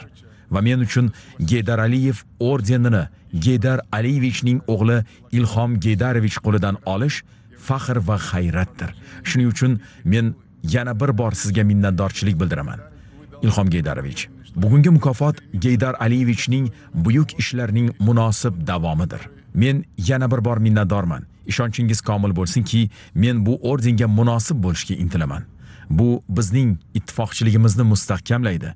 Это укрепляет наше союзничество. Yana bir marta katta rahmat sizga, Ilhom Geydarovich. Ta'kidlash joizki, ushbu mukofotga turli yillarda Fransiya prezidenti Jak Shirak, Kuvayt amiri Saboh as-Saboh, Turkiya prezidenti Recep Tayyip Erdo'g'an, Italiya prezidenti Sergio Mattarella va boshqa ko'plab davlat arboblari sazovor bo'lgan. Oliy darajadagi muzokaralar yakunida ikki tomonlama hujjatlarni imzolash marosimi bo'lib o'tdi. Davlatimiz rahbari Shavkat Mirziyoyev va Ozarbayjon Respublikasi prezidenti Ilhom Aliyev abadiy do'stlik to'g'risida shartnoma hamda Oliy davlatlar aro kengash 3-yig'ilishining qarorini imzoladilar. Shuningdek, davlat rahbarlari huzurida yana bir qator hujjatlar imzolandi. Xususan, pensiya ta'minoti sohasidagi hamkorlik to'g'risida bitim, madaniyat sohasidagi hamkorlik to'g'risida bitim, turizm sohasidagi hamkorlik to'g'risida bitim, 2030-yilga qadar tovar ayirboshlash hajmini $1 milliard ga yetkazish bo'yicha dastur, investitsiyalar va savdo sohasida erishilgan kelishuvlarni amalga oshirish bo'yicha amaliy harakatlar rejasi, Tashqi ishlar vazirliklari o'rtasida 2027-2028 yillarga mo'ljallangan hamkorlik dasturi, Adliya vazirliklari o'rtasida 2027-2028 yillarga mo'ljallangan hamkorlik dasturi, kinologiya sohasida tajriba almashish va hamkorlik to'g'risida memorandum, Urganch va Naxchivon shaharlari o'rtasida birodarlik munosabatlarini o'rnatish to'g'risidagi bayonnomalar. Ommaviy axborot vositalari vakillari bilan uchrashuvda O'zbekiston Respublikasi prezidenti Shavkat Mirziyoyev va Ozarbayjon Respublikasi prezidenti Ilhom Aliyev bo'lib o'tgan muzokaralar yakunlari yuzasidan fikr bildirdilar. Уважаемый Ильхам Гайдарович, уважаемый представитель средств массовой информации. Hurmatli Ilhom Geydarovich, hurmatli ommaviy axborot vositalari vakillari. Men sizning ishtirokingizda Ozarbayjon Respublikasi prezidenti, qadrli birodarim, hurmatli Ilhom Geydarovich Aliyevni hamda Ozarbayjon delegatsiyasining barcha a'zolarini mehmon do'st O'zbekiston zaminida yana bir bor chin yurakdan qutlashdan juda mamnunman. O'zbekistonga xush kelibsiz. Азербайджанские делегации на гостеприимной узбекской земле. Нынешний государственный визит президента Азербайджана в Узбекистан. Ozarbayjon prezidentining O'zbekistonga galdagi davlat tashrifi hech mubolag'asiz tarixiy ahamiyatga ega. Biz bu haqda bugun bir necha bor gaplashdik, chunki imzolayotgan har bir hujjatimiz, erishayotgan har bir kelishuvimiz mamlakatlarimiz o'rtasidagi har tomonlama hamkorlikni yanada rivojlantirish nuqtai nazaridan tarixiy voqeadir. Bugun biz abadiy do'stlik shartnomasini imzoladik. Ikki mamlakat, ikki mintaqa, biznes vakillari, hukumatlarimiz va parlamentlarimiz o'rtasidagi munosabatlar qanchalik yuksak darajaga ko'tarilganini o'zingiz ham yaxshi tasavvur qilasiz. Bu oddiy hujjat emas. Bu bizning o'zaro hamkorlikni chuqurlashtirish, hamkorlik uchun imkoniyatlarni kengaytirish va mushtarak kelajakni birgalikda barpo etishga bo'lgan intilishimizning yorqin ifodasidir. Дорогие друзья, мы в Узбекистане всегда искренне радуемся каждому триумфу братского Азербайджана. Qadrli do'stlar, biz O'zbekistonda har doim birodar Ozarbayjonning har bir g'alabasidan, uning barqaror iqtisodiy rivojlanishidan hamda xalqaro maydonda nufuzi yuksalib borayotganidan chin dildan xursand bo'lamiz. Ilhom Geydarovich siyosiy qarashlarining maqsadga intiluvchanligini alohida ta'kidlamoqchiman. Uning sharofati bilan mamlakat yaxlitligini tiklashga, uzoq kutilgan tinchlik va barqarorlikka erishildi. Qadim Qorabog' zamini yana tiklanmoqda. Bu yerda faol ravishda ijtimoiy infratuzilma bunyod etilyapti. Ish o'rinlari yaratilmoqda. Barchasi odamlarni tinch va farovon hayotga qaytarish uchun amalga oshirilmoqda. Ozarbayjon bizning ishonchli ittifoqchimiz, strategik hamkor va biz uchun birodar davlat. Munosabatlarimiz negizida yagona sivilizatsiya kodi mujassam. Bu umumiy tarixiy ildizlar, ko'p asrlik do'stlik, mustahkam an'anaviy qadriyatlar, o'xshash madaniyat va an'analar. Aynan shu qadimiy rishtalar munosabatlarimizni tashqi ta'sirlarga bardoshli va mustahkam qiladi. Уважаемые журналисты, нынешнему саммиту предшествовала серьезная подготовительная работа. Hurmatli jurnalistlar, bugungi sammitga jiddiy tayyorgarlik ko'rildi. Hukumatlar aro komissiya yig'ilishlari, ishbilarmonlar kengashi va hududlar forumi samarali o'tdi. Biroz avval biz davlat tashrifining asosiy tadbiri, Oliy davlatlar aro kengashining 3-majlisini o'tkazdik, muhim qarorlar qabul qildik. Ko'p qirrali munosabatlarimizni atroflicha muhokama qildik. Asosiy yo'nalishlar bo'yicha delegatsiya a'zolarining ma'ruzalarini tingladik. Avvalo bu savdo, sanoat kooperatsiyasi, energetika, transport, madaniyat va boshqa sohalar. Siyosiy muloqotni mustahkamlash, parlamentlar va hukumatlar, tarmoq idoralari hamda hududlar o'rtasida faol aloqalarni qo'llab-quvvatlashga kelishildi. Iqtisodiy masalalarga ustuvor e'tibor qaratildi. Tovar aylanmasi hajmini 1 milliard dollarga yetkazish imkoniyatlari muhokama qilindi. Bizning jamoalarimizda barcha hisob-kitoblar, resurslar va vakolatlar bor. Bugun ushbu muhim marraga erishish uchun aniq chora-tadbirlarni o'z ichiga olgan tegishli dastur qabul qilindi. Biz shuningdek, sanoat kooperatsiyasida eng avvalo iqtisodiyotlarimiz bir-birini o'zaro to'ldiradigan tarmoqlarda yangi o'sish nuqtalarini aniqladik. Ushbu tashrif uchun energetika, geologiya, kimyo, qurilish, moliya, qishloq xo'jaligi va boshqa tarmoqlarda hamkorlik loyihalarining salmoqli portfeli shakllantirilgan. Bu loyihalarni ilgari surishda bir necha yil oldin tashkil etilgan investitsiya jamg'armasi muhim rol o'ynadi. U qisqa muddatda qo'shma biznes tashabbuslarini qo'llab-quvvatlashning samarali mexanizmiga aylandi. Shuningdek, hududlarimiz imkoniyatlaridan maksimal foydalanishga kelishib oldik. Aynan ular savdo-iqtisodiy sheriklikni kengaytirishning harakatlantiruvchi kuchi hisoblanadi. Shu maqsadda joriy oyda O'zbekistonning Toshkent shahri, Buxoro va Namangan viloyatlari hokimlari Ozarbayjonga tashrif buyurdilar. Я вам хочу честно сказать, что они мне рассказывают, и мне очень приятно, что у них есть... Men sizlarga ochig'ini aytaman. Ularning o'zlari menga amalga oshirilayotgan ishlar haqida ma'lumot berib turibdilar. Aniq va amaliy natijalarga erishilayotganidan juda mamnunman. Biz batafsil muhokama qilgan yana bir yo'nalish transport tranzit sohasi bo'ldi. Transkaspiy koridorining salohiyatini birgalikda rivojlantiramiz, logistika infratuzilmasi samaradorligini oshiramiz va tashuvlarni rag'batlantiramiz. Buning uchun Kaspiy dengizida qo'shma flot yaratish bo'yicha ishlarni faollashtiramiz. Madaniy gumanitar aloqalar xalqlarimiz o'rtasida ishonchli do'stlik ko'prigi bo'lib xizmat qilmoqda. Ilhom Geydarovich bilan birga Nizomiy Ganjaviy nomidagi pedagogika universitetining yangi binosini ochamiz. Men bu loyihani juda uzoq vaqt davomida rejalashtirib kelgan edim. Chunki Toshkent shahrida universitet turli joylarda faoliyat yuritar, uning mavjud sharoitlari bugungi zamonaviy talablarga to'liq javob bermas edi. Universitet poydevoriga tamal toshini qo'yganimda ushbu binoni albatta Ilhom Geydarovich bilan birga ochish nasib etishiga ishongan edim. Bugun mana shu tarixiy voqea amalga oshmoqda. Shuningdek, yangi Toshkentda Ozarbayjon bog'i qurilishiga start beramiz. Ishonchim komilki, bu obyektlar xalqlarimizning mustahkam birodarligi va yaqinlashuvining yorqin timsoli bo'ladi. Bizda o'zaro gumanitar aloqalarning juda dinamik jadvali mavjud. Yil oxiriga qadar O'zbekistonda Ozarbayjon madaniyati kunlarini va Ozarbayjonda oliy ta'lim muassasalari rektorlarining 2-forumini o'tkazamiz. Nizomiy Ganjaviy va Alisher Navoiyning adabiy merosiga bag'ishlangan qo'shma badiiy film yaratish muhim ijodiy voqea bo'ladi.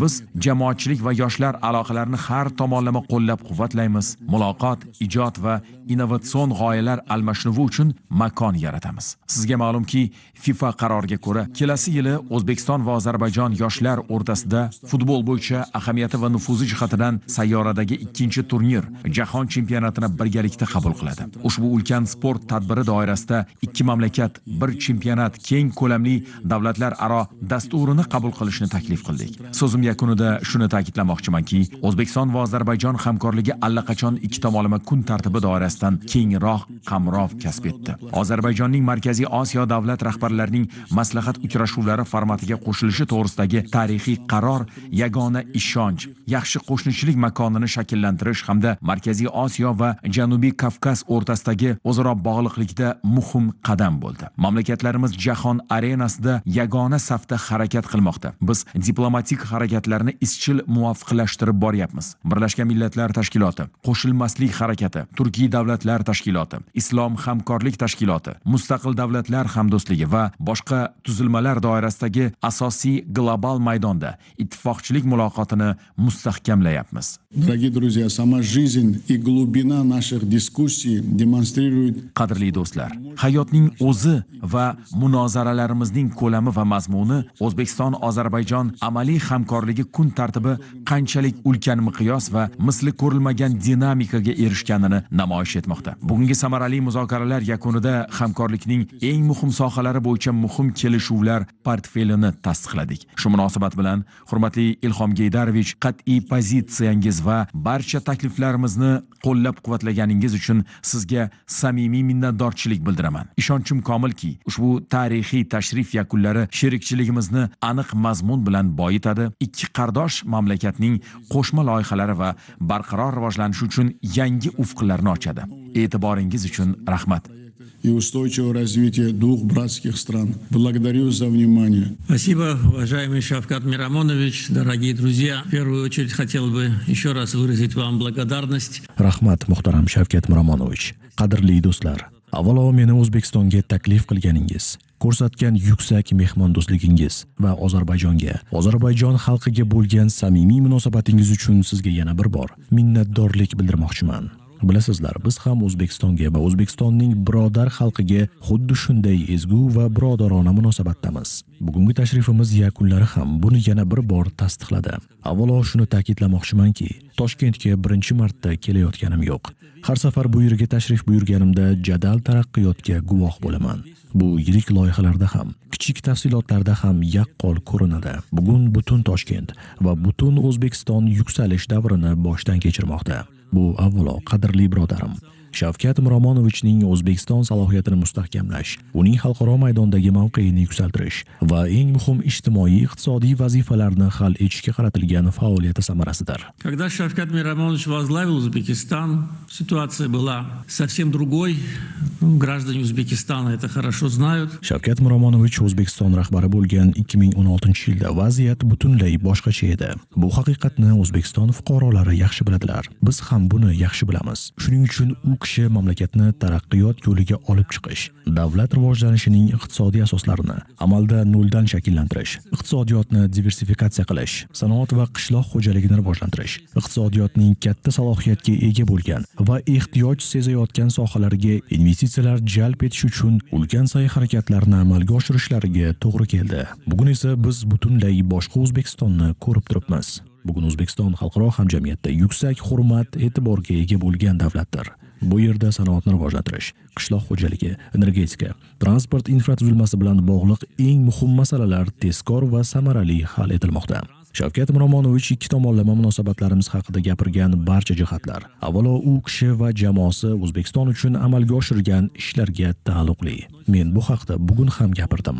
Agar ana shu poydevor, ana shu salohiyat yaratilmaganida, birorta ham qo'shma loyihalarni amalga oshirishning imkoni bo'lmas edi. Потенциала невозможно было бы реализовать ни один совместный проект. В принципе, и до того, как Шавкат Мирамонович возглавил Узбекистан, между нашими странами не было ни одного совместного проекта. Umuman olganda, Shavkat Miromonovich O'zbekistonga rahbarlik qilguniga qadar mamlakatlarimiz o'rtasida birorta ham qo'shma loyiha mavjud emas edi. Bugun esa biz tovar ayirboshlash hajmini $1 milliard ga yetkazish maqsadi haqida qandaydir uzoq kelajakdagi orzu sifatida emas, balki bir necha yil ichida erishiladigan aniq maqsad sifatida gaplashmoqdamiz. Bugun muhokama qilingan investitsiya loyihalari mamlakatimiz iqtisodiyoti uchun zarur va ehtiyoj yuqori bo'lgan sohalarga o'zaro investitsiyalar kiritish masalalari ham ikki davlatning bir-biriga uyg'un ravishda taraqqiy etib borayotgani natijasidir. Agar mamlakatlarimiz parallel ravishda rivojlanmaganida bularning barchasi mumkin bo'lmas edi. Bugun ana shu uyg'un taraqqiyot nafaqat ikki tomonlama munosabatlarimiz, balki kengroq geosiyosiy jarayonlar uchun ham muhim omilga aylanmoqda. Поскольку, как отметил Шавкат Мирамонович, после включения Азербайджана в формат сотрудничества стран Центральной Азии, и в этом вопросе, кстати, он сыграл особую роль. Shavkat Miromonovich ta'kidlaganidek, Ozarbayjonning Markaziy Osiyo davlatlari bilan hamkorlik formatiga qo'shilishi, bu masalada ayniqsa u kishining alohida roli tufayli hamkorlik geografiyasini yanada kengaytirdi. Bugun Markaziy Osiyo va Ozarbayjon ulkan salohiyatga ega bo'lgan yagona geosiyosiy va geoiqtisodiy makondir. Bugungi salohiyat juda katta, ammo kelgusidagi o'sish imkoniyatlari bundan ham ulkan. Bugun biz muhokama qilgan har bir loyihaning o'z ahamiyati bor. Ularning barchasi birgalikda Shavkat Miromonovich ta'kidlaganidek munosabatlarimizga misli ko'rilmagan ko'lam va mazmun bag'ishlamoqda. Amalda biz hamkorlikning barcha sohalarini qamrab oldik. Energetikadan transportgacha, investitsiya loyihalaridan turizmgacha, tog'-kon sohasidagi hamkorlikdan avtomobil sanoati, qishloq xo'jaligi va qayta ishlash sanoatigacha bo'lgan barcha yo'nalishlarni muhokama qildik. Biz endi kelajak istiqbollari haqida gaplashmoqdamiz. Aslida ikki tomonlama munosabatlarimiz bugun juda mustahkam poydevorga, ham ma'naviy, ham moddiy asosga tayanmoqda. Bunday uyg'unlik jahon siyosatida tez-tez uchrayvermaydi. Bizda esa bu uyg'unlik mavjud. Ikki davlatning taraqqiyotga intilishi, insonlar uchun yanada yaxshi hayot sharoitlarini yaratish va kuch-g'ayratlarimizni birlashtirishga bo'lgan qat'iy intilishi muvaffaqiyatga erishishimizni ta'minlaydigan eng muhim omildir. И, конечно, еще раз хотел бы отметить особую роль президента Шавката Миромоновича Мирзиёева в привлечении инвестиций в Карабах. Albatta, prezident Shavkat Miromonovich Mirziyoyevning Qorabog'ga investitsiyalar jalb etishdagi alohida rolini yana bir bor ta'kidlamoqchiman. Kecha bo'lib o'tgan hududlararo hamkorlik forumi ham juda katta amaliy ahamiyatga ega. Ya'ni biz kuchlarimizni birlashtirmoqdamiz, sinergiya yaratmoqdamiz. Oldinga harakat qilish uchun aniq chora-tadbirlar rejasiga egamiz. Eng muhimi, har bir loyiha aniq mazmun bilan to'ldirilgan. Bunga qo'shma investitsiyalar fondini ham qo'shadigan bo'lsak, uning mablag'larining allaqachon 3dan 1 qismi loyihalar bilan ta'minlangan. Turizm infratuzilmasi va Ozarbayjon avtomobil sanoatiga oid loyihalarni ham hisobga olsak, gap allaqachon milliardlab dollarlik investitsiyalar haqida bormoqda. Огромная заслуга Шавката Миромоновича в том, что он именно создал своими реформами, своей настойчивостью и мудростью создал вот такой инвестиционный климат. Shavkat Miromonovichning eng katta xizmatlaridan biri shundaki, u kishi o'z islohotlari, qat'iyati va oqilona siyosati bilan shunday investitsiya muhitini yaratdilarki, bugun xalqaro moliya institutlari ham, jahondagi yirik xalqaro kompaniya va investorlar ham O'zbekistonni muvaffaqiyatli taraqqiyot bosqichida turgan davlat sifatida baholamoqda. Biz sizning do'stlaringiz va birodarlaringiz sifatida bundan chin qalbimizdan quvonamiz. Siz belgilab olgan barcha rejalar amalga oshishiga ishonamiz. Mamlakatlarimiz va xalqlarimizni yanada yaqinlashtirish uchun bundan keyin ham birgalikda izchil ish olib boramiz. So'zimning yakunida muhtaram Shavkat Miromonovich, sizni o'zingiz uchun qulay bo'lgan vaqtda Ozarbayjonga davlat tashrifi bilan kelishga taklif qilmoqchiman. E'tiboringiz uchun rahmat. Пригласить вас, Шавкат Миромонович, посетить Азербайджан с государственным визитом в удобное для вас время. Благодарю за внимание.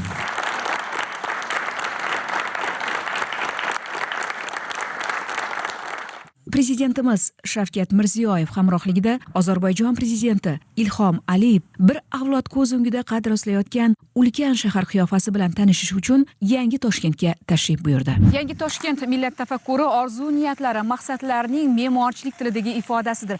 Aslida zamonaviy megapolis qanday bo'lishi kerak degan savolga javobni ayni shu yerda, shu lahzada topasiz. Va mana shunday farag'baxsh istiqlol shodiyonalari kunlarida ko'z oldimizda bunyod bo'layotgan mana shunday muhtasham shaharni ko'rish va his qilish qanchalik g'urur bag'ishlaydi odamga. Va aytish lozim, bu yerda kelajakning nafasini his qilasiz va ayni shu shahar shunchalik qurilayotgan shahar emas, balki yangi O'zbekistonning yangi qiyofasi. Prezidentlar dastlab Yangi Toshkent direksiyasida shaharning bosh rejasi, amalga oshirilayotgan ishlar va navbatdagi bosqichlar bilan tanishdi. Taqdimotda Toshkentning asrlar davomidagi rivojlanish tarixi, Yangi Toshkent g'oyasi va uning bugungi jarayonlari haqida batafsil ma'lumot berildi.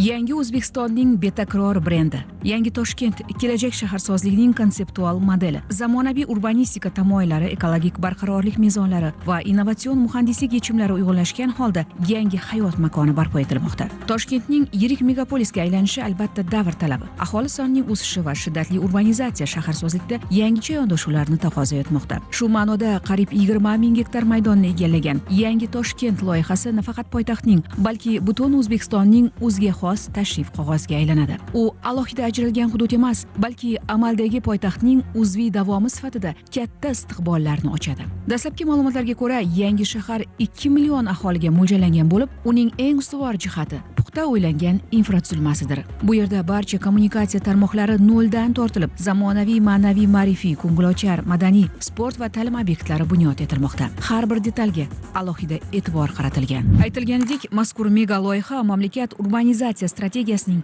eng yirik namunasidir. Joriy yilning o'zida shaharning dastlabki muhim ijtimoiy obyektlari Alisher Navoiy nomidagi Milliy kutubxona, Yangi O'zbekiston universiteti va Pedagogika universiteti, dunyodagi eng baland musiqali favvora foydalanishga topshiriladi. yangi shaharning ilk ramzlari aynan bilim maskanlari bo'layotgani, uning qanday qadriyatlar asosida qurilayotganligini ko'rsatadi. Yuksak martabali mehmonlar e'tiboriga yangi Toshkentning shaharsozlik konsepsiyasi va zamonaviy infratuzilmasi aks etgan rolik taqdim etildi. Avvalo, har bir bino energotejamkorlik mezoni bo'yicha barpo etilyapti. Yangi Toshkent nafaqat yangi binolar, balki ekologik jihatdan mutlaqo yangi shahar modeli. Bu yerdagi har bir obyekt hududining kamida 35% yashil maydonga aylantiriladi. Natijada shahar ichidagi havo harorati mavjud Toshkentga nisbatan 5 darajagacha salqin bo'lishi kutilmoqda. Albatta, yangi Toshkent mavjud shaharning shunchaki kengayishi emas. Bu O'zbekistonning keyingi 10 yilliklar taraqqiyoti uchun yaratilayotgan yangi iqtisodiy, ilmiy va ma'muriy markazidir. 3-renessans, yangi tamaddun poydevori yaratilayotgan yangi O'zbekistonning bugungi qiyofasi Ozarbayjon prezidentining ham katta qiziqishiga sabab bo'ldi. Bu yerda hayrat uyg'otadigan jihat faqat ulkan qurilish ko'lami emas, eng muhimi O'zbekiston kelajak shaharni bugundan loyihalayotgani. Yangi Toshkent ikki tomonlama strategik hamkorlik muloqotlarining tamomila yangi maydoniga aylandi. Aytish lozim, shaharsozlik bu shunchaki arxitektura emas, u ta'lim, transport, texnologiya va albatta investitsiya, shu bilan birgalikda o'zaro iqtisodiy hamkorlikni rivojlantirishning yangi mexanizmi hamdir.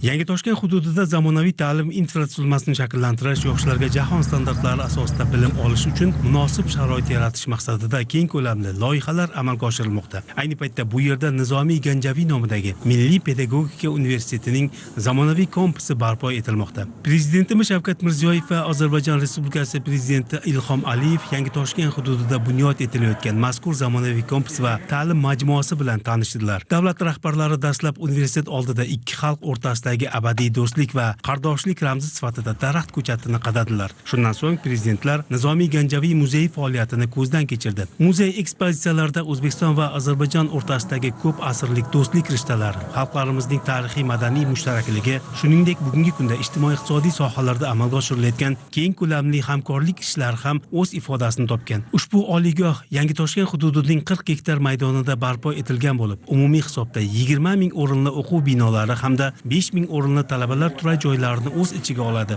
Ikki davlat rahbarlari zamonaviy o'quv majmuasida yaratilgan sharoitlar bilan tanishdilar. Yangi binolarning barpo etilishi universitetning ta'lim salohiyatini kengaytirish va zamonaviy pedagogik kadrlarni tayyorlash uchun yangi imkoniyatlar yaratishga xizmat qiladi. Bugun ushbu oliy ta'lim muassasasida 700 nafardan ziyod tajribali professor o'qituvchilar 18 ming nafardan ortiq bo'lajak pedagoglarga ta'lim tarbiya bermoqda.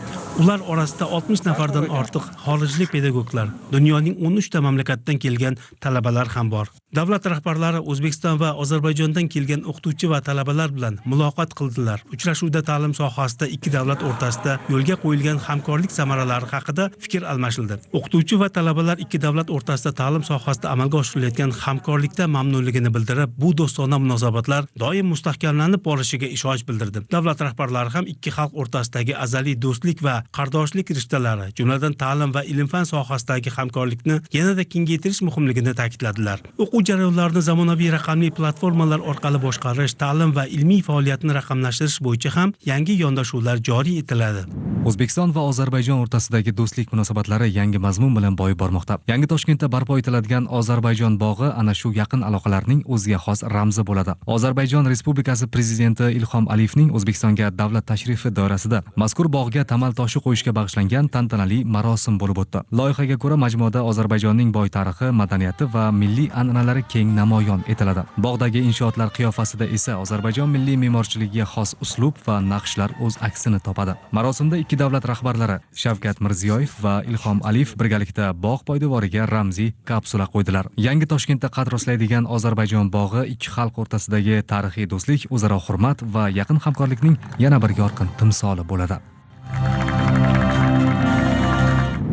Ozarbayjon Respublikasi prezidenti Ilhom Aliyevning O'zbekistonga amalga oshirgan davlat tashrifining birinchi kuni sermazmun muzokaralar, muhim bitimlar imzolanishi va yana bir yorqin voqea bilan yodda qoldi. 23-avgust oqshomida Toshkent osmonida namoyish etilgan keng ko'lamli dronlar shousi O'zbek va Ozarbayjon xalqlari do'stligini rang-barang tasvirlarda tarannum etdi. Tomoshaning markaziy tasvirlaridan biri bir-biriga uzatilgan ikki qo'l bo'ldi. Bu ramzda ikki davlat yetakchilari o'rtasida qaror topgan yuksak ishonch, o'zaro anglashuv va qardoshlik munosabatlari mujassam edi. Ochiq siyosiy muloqot, bir-birini qo'llab-quvvatlash va mushtarak maqsadlar O'zbekiston bilan Ozarbayjon aloqalarini yangi bosqichga olib chiqdi. Osmonda prezident Shavkat Mirziyoyev va prezident Ilhom Aliyevning siymolari aks etishi tomoshaga alohida mazmun bag'ishladi. Bu oliy martabali mehmonga ko'rsatilgan yuksak hurmat. Ayni paytda ikki mamlakat rahbarlari o'rtasidagi yaqin munosabatlarning e'tirofi edi. Ularning sa'y-harakatlari tufayli so'nggi yillarda o'zaro aloqalar strategik sheriklik, ittifoqchilik va chinakam qardoshlik darajasiga ko'tarildi. Yetakchilar o'rtasidagi mustahkam ishonch esa deyarli barcha yo'nalishlarda hamkorlikning jadal rivojlanishiga keng yo'l ochdi. Dronlar shousi o'zbek xalqining samimiy mehmondo'stligi va Ozarbayjonga bo'lgan iliq munosabatini yana bir bor namoyon qildi. Rang-barang tasvirlar mamlakatlarimizni mushtarak manfaatlar va yirik qo'shma loyihalargina emas, o'zaro hurmat, ishonch hamda kelajakni birgalikda bunyod etish istagiga asoslangan mustahkam do'stlik ham bog'lab turishini ko'rsatdi.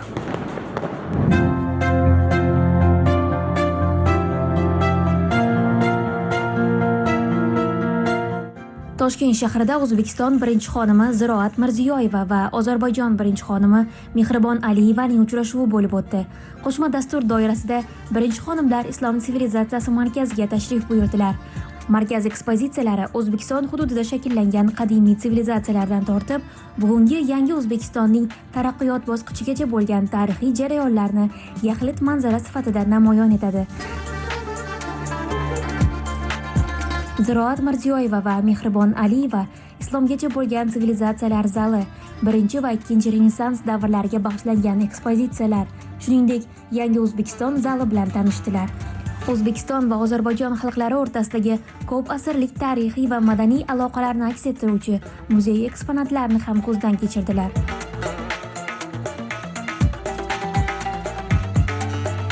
Tashrif yakunida birinchi xonimlar ekspozitsiyaning ma'naviy va me'moriy markazi bo'lgan Qur'on zali bilan tanishdilar. Zalning eng noyob yodgorligi Usmon mushafi bo'lib, u muqaddas Qur'onning bizgacha yetib kelgan eng qadimiy qo'lyozmalaridan biridir. 7-asrga mansub ushbu noyob islom yozma madaniyati yodgorligi UNESCOning Jahon xotirasi xalqaro reyestriga ham kiritilgan. Samimiy suhbat chog'ida O'zbekiston va Ozarbayjon o'rtasidagi gumanitar va madaniy aloqalarni yanada mustahkamlash muhimligi, shuningdek ikki qardosh xalqni mushtarak tarix, madaniy an'analar va ma'naviy qadriyatlar birlashtirib turgani alohida ta'kidlandi. O'zbekiston va Ozarbayjon birinchi xonimlari poytaxtimizdagi Oxunguzar shou-rumiga ham tashrif buyurishdi. Bu yerda o'zbek hunarmandchiligi an'analarini rivojlantirib, zamonaviy talqinda davom ettirayotgan mahalliy brendlar namoyish etilgan. Oliy martabali mehmonlar milliy naqshlar, ko'p asrlik hunarmandchilik an'analari va o'zbek xalqining madaniy qadriyatlari aks etgan mahalliy usta va dizaynerlarning mahsulotlari bilan tanishdilar. Madaniy dastur doirasida O'zbekistonning eng yorqin urf-odat va an'analari namoyish etildi. Inson hayotidagi eng muhim bosqichlardan biri bo'lgan oila qurish mavzusiga alohida e'tibor qaratildi. Ozarbayjonlik mehmonlarga kelin sarposini tayyorlash va so'zini tikish bilan bog'liq udumlar, to'y marosimlari, kelinni kuyov xonadoniga kuzatish, kelin salom, beshik to'yi, shuningdek an'anaviy ona allasi namoyish etildi.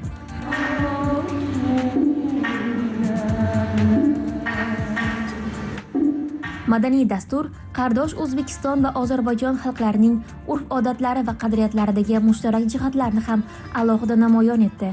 Har ikki xalq hayotida oila, kattalarga hurmat, farzand tarbiyasi, mehmondo'stlik hamda milliy an'analarni asrab-avaylash muhim o'rin tutadi.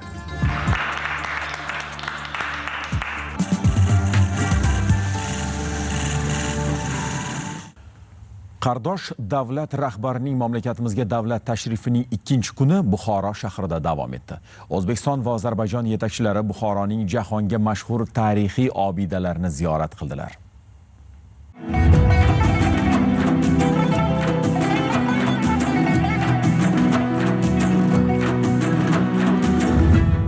Qadimiy Buxoro tamaddun beshiklaridan biri bo'lgan bu ko'hna kentni har bir kishi o'z ko'zi bilan ko'rishni orzu qiladi.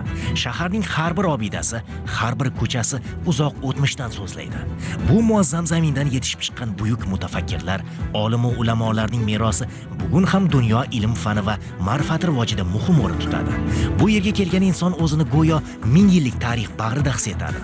O'zbekiston-Ozarbayjon sammiti doirasidagi tadbirlar aynan shu shaharda davom etgani ham bejiz emas. Bugun prezidentimiz Shavkat Mirziyoyev Buxoro viloyatiga tashrif buyurdi.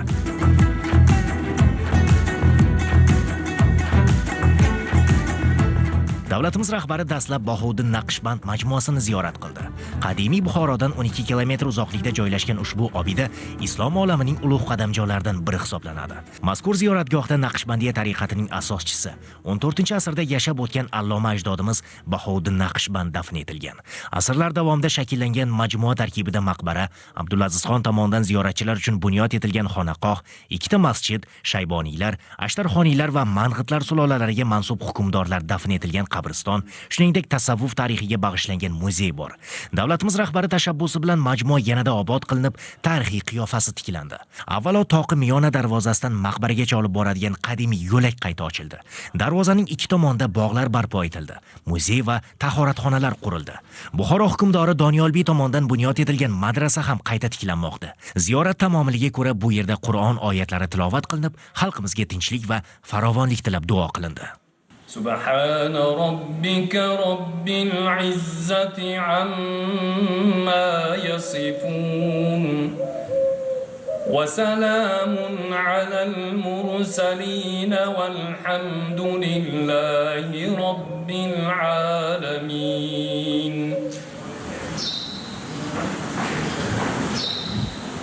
Allohim yurtimizni har xil balo ofatlardan o'zing saqlagin. Bahovuddin hazratlarini vasila qilib duo qilamiz. Yurtboshimizni xalqi, vatani uchun qilib ko'rayotgan hamma ishlariga o'zing madadkor bo'ling.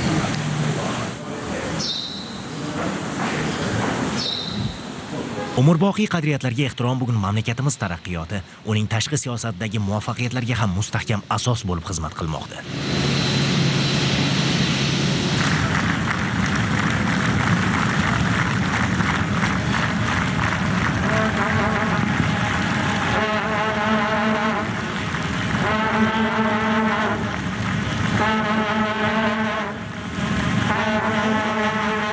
Buxoro xalqaro aeroportiga Ozarbayjon Respublikasi prezidenti rafiqasi bilan yetib keldi. Oliy martabali mehmonlarni O'zbekiston Respublikasi prezidenti Shavkat Mirziyoyev rafiqasi bilan kutib oldi. Marhabo, xush keldingiz do'st qadrdon, qondosh hamda og'a-ini Ozarbayjon. Sharif shahar Buxorodir bugun mezbon. Sizni qutlar mehmonnavoz O'zbekiston. Xush kelmisiniz aziz do'stim.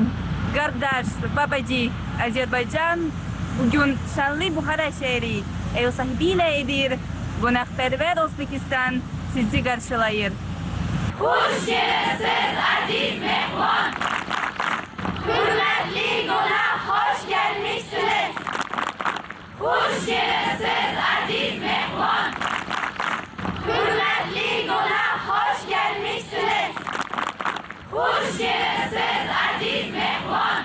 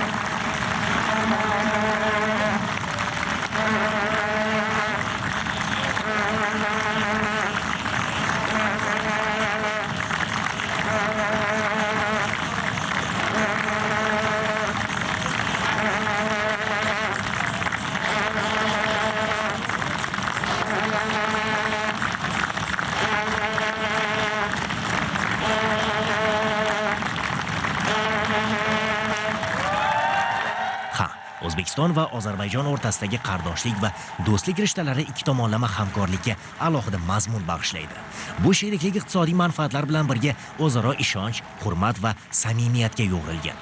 O'zbekiston va Ozarbayjon yetakchilari o'zaro munosabatlarni hamkorlikning yangi bosqichiga olib chiqib, yana bir tarixiy qadam tashladilar. Katta siyosatda davlatlar va ularning rahbarlari o'rtasidagi munosabatlar darajasini belgilaydigan mezonlar ko'p. Bugungi kutib olish marosimi mamlakatlarimiz o'rtasidagi hamkorlikni naqadar yuksak darajaga yetganning yana bir yorqin tasdig'i bo'ldi. Davlatimiz rahbari Shavkat Mirziyoyev va Ozarbayjon Respublikasi prezidenti Ilhom Aliyev rafiqalari hamrohligida qadimiy Buxoroning jahonga mashhur tarixiy obidalari, Somoniylar maqbarasi, Ark qo'rg'oni, Poykalon va Labi Havuz majmualari, Ko'kaldosh madrasasini ziyorat qildilar. Ushbu samimiy tashrif O'zbekiston va Ozarbayjon xalqlarini birlashtirib turadigan mushtarak tarix, boy madaniy meros, azaliy do'stlik va qardoshlik rishtalari yanada mustahkamlanayotganining yorqin ifodasi bo'ldi. Oliy martabali mehmonlarga Buxoroning noyob obidalari tarixi, ularning me'moriy xususiyatlari, Sharq sivilizatsiyasi taraqqiyoti, ilm-fan, ta'lim, madaniyat va shaharsozlik rivojida tutgan beqiyos o'rni haqida batafsil ma'lumot berildi. Tashrif Somoniylar sulolasining asoschisi Ismoil Somoniy tomonidan barpo etilgan milliy me'morchiligimizning noyob durdonasi hisoblangan Somoniylar maqbarasidan boshlandi. 1993-yilda UNESCOning umumjahon merosi ro'yxatiga kiritilgan ushbu obida Buxoroning ko'p asrlik tarixi va yuksak me'moriy tafakkurining timsolidir. Shundan so'ng davlat rahbarlari Buxoroning ko'p asrlar davomida siyosiy va ma'muriy markazi bo'lib kelgan qadimiy Ark qo'rg'oniga tashrif buyurdilar. Asrlar davomida shakllangan ushbu qal'a nafaqat Buxoro hukmdorlarining qarorgohi, balki xalqimizning davlatchilik an'analari, siyosiy tarixi va boy madaniy merosini o'zida mujassam etgan muhim tarixiy yodgorlikdir. Poykalon majmuasi ham oliy martabali mehmonlarda katta ta'sirot qoldirdi. 1127-yilda bunyod etilgan mashhur Kalon minorasi asrlar davomida Buxoroning o'ziga xos timsoli, shaharning haqiqiy tashrif qog'ozi bo'lib kelgan. Majmua tarkibidagi Kalon masjidi va Mirarab madrasasi esa Buxoroning islom sivilizatsiyasi, ilm, ma'rifat va me'morchilik rivojidagi yuksak o'rnini namoyon etadi. Labi Havuz majmuasiga tashrif chog'ida esa qadimiy Buxoroning o'ziga xos muhiti, xalqimizning mehmondo'stlik va hunarmandchilik an'analari namoyon bo'ldi. Ko'kaldosh madrasasi, Nodir Devonbegi madrasasi va xonaqohni o'z ichiga olgan ushbu majmua asrlar davomida aholi, sayyohlar va ilm ahlini o'ziga jalb qilib kelgan. Tashrif davomida mehmonlarga o'zbek xalq hunarmandchiligining noyob durdonalari, milliy amaliy san'at an'analari hamda tarixiy obidalariga nafis badiiy bezaklar namoyish etildi. Ozarbayjonlik mehmonlarga Buxoroning Buyuk Ipak yo'li chorrahasida joylashgan asrlar davomida islom sivilizatsiyasining yirik ilm-fan, ta'lim, ma'rifat va savdo markazlaridan biri sifatida butun dunyoga tanilgani haqida so'zlab berildi. Shuning bilan Ozarbayjon Respublikasi prezidenti va uning rafiqasi O'zbekistondagi davlat tashrifini yakunlab, mamlakatimizdan jo'nab ketdi. Oliy martabali mehmonlarni O'zbekiston Respublikasi prezidenti va uning rafiqasi kuzatib qo'ydi.